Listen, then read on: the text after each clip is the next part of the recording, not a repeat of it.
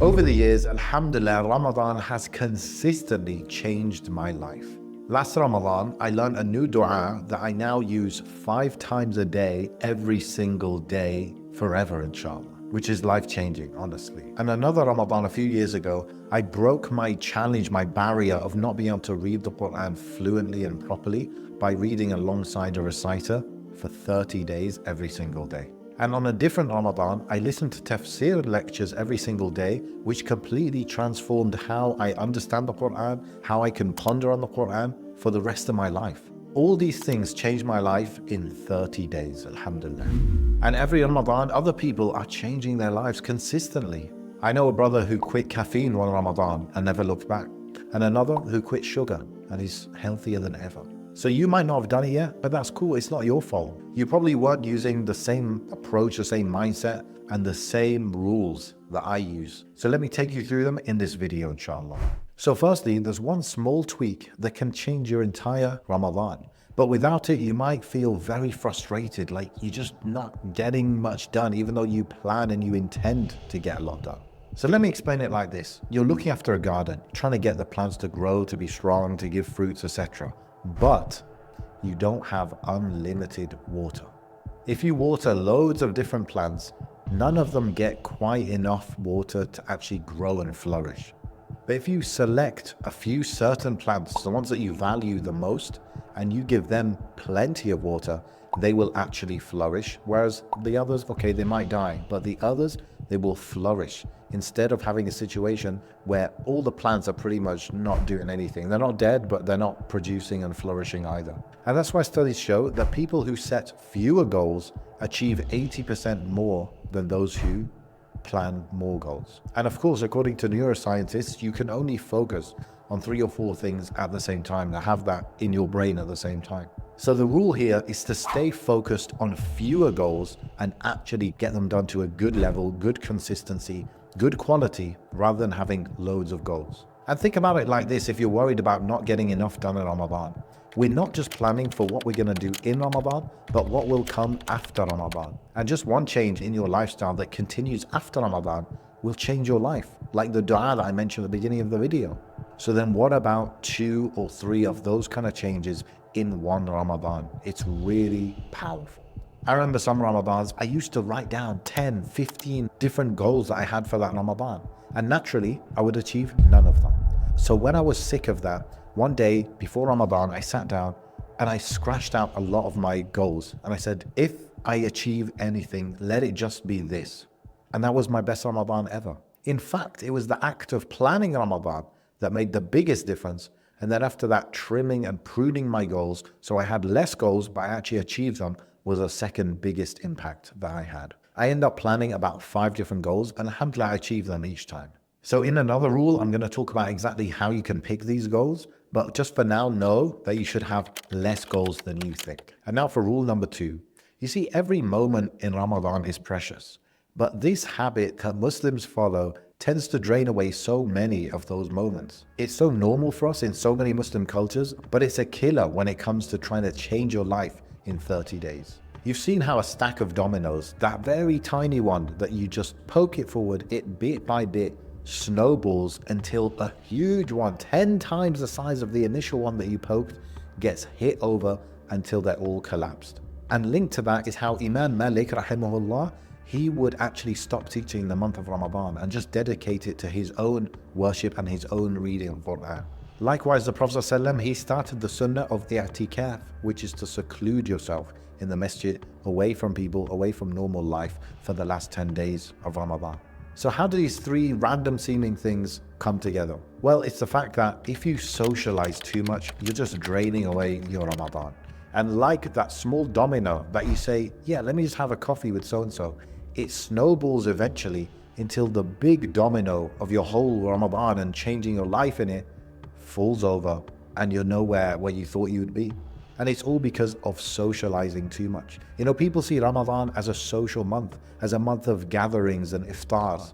I changed that completely a few years ago, and since that, it transformed my entire Ramadan. So right now, what I'll do is probably in the 30 days, I'll go to one person's house or invite over one group of friends, and that will be it. Now, if I had family near me, that might be a bit different.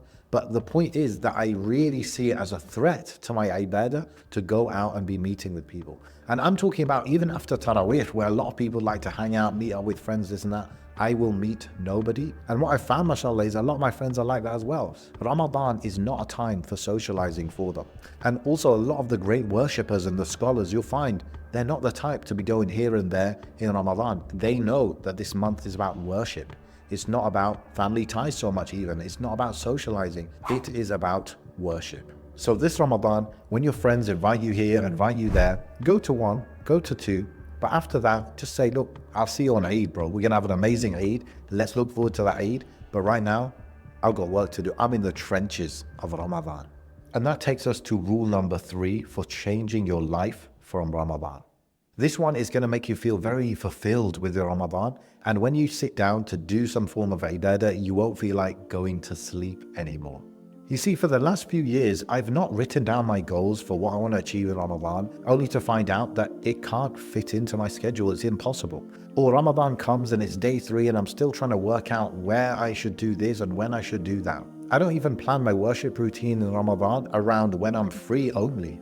And that's because I plan my Ramadan around when I'm free, but also depending on the energy levels at that time of the day. So what I will do is I will note all the time slots where I'm available, I'm not working or sleeping, etc. And then I will say, okay, that time slot is where I have a lot of energy. So I'll do something that's more mentally taxing, maybe like memorizing Quran, maybe reading a lot of Quran, something like that. And there are other time slots where I know I'm going to be lower energy, but I don't want to waste that time either. So I'll do something less intensive in that time period. I'll give you a real example. When I wake up to have my suhoor, I will eat a protein-heavy breakfast, I'll have a coffee, I've just slept as well, I read my Quran firstly, and then I get to work. I do all my work at that time period and I don't even feel like I'm fasting. I mean, I just slept and I just ate, so I'm not fasting really at that time. And then I'll do my day's work until about dhuhr, maybe even before dhuhr, and I'll be done for the day. But you can imagine how my energy is at that time, just after Fajr. I've just eaten, I've just slept, I've just had a coffee in me. I'm feeling good. So that's when I do more intensive stuff. On the flip side, just before Maghrib, that's when my energy is the lowest. So I will never plan to do something intensive at that time. Usually I'll just take that time to maybe make some dua, spend some time with the kids, etc. Even after Asr is a time where I'm not super high energy. And so if there's any lectures I'm going to watch or any halaqas that I'm going to attend, I will do it at that time. I'll try to arrange it for that time usually. So the point here is plan your Ramadan ibadah, your worship, around not just when you're free, but your energy levels. Think of each ibadah as how intensely it needs your energy and your focus. And based on that, put it in a time slot where you're going to have more energy. This allows you to get more done and be more consistent, because you're not going to sit down for some intensive memorizing Quran session only to realize that Maghrib's in an hour and you're just like knocking out or something. So specifically how I'll do it is I'll write the things that I want to achieve in Ramadan. I'll be very specific about it. What I want to do, how much of it, when I'm going to do it, where I'm going to do it, do I have the resources for it? Then I'll think of all the time slots where I'm free, where I'm not working or sleeping basically, or I have other chores. And then finally, I will take those acts of worship and I'll slot them into the time slots that I'm available, but not just based on the time, based on my energy levels for each one. So the more intensive ibadah gets put at a time where I have high energy, and the low energy time slots gets the less intensive ibadah. And now my rule number 4 comes from a sunnah of the Prophet ﷺ when he said the famous hadith that a lot of us would know, which is that the best deeds to Allah are those that are regular, even if they are small. And something that I just learned that marathon runners do actually applies to this as well, which is when they're training for marathons, they don't actually run the distance of a marathon each time. They'll run shorter distances, but they'll do it more intensively to prepare them for the long distances that they will do eventually in the marathon. However, when they're feeling good, extra energy that day, they will push themselves harder. So that's exactly what I do, and that's my rule number 4 for having a life-changing Ramadan, which is I will set a minimum goal for my goals. Let's say read 1 juz of Quran.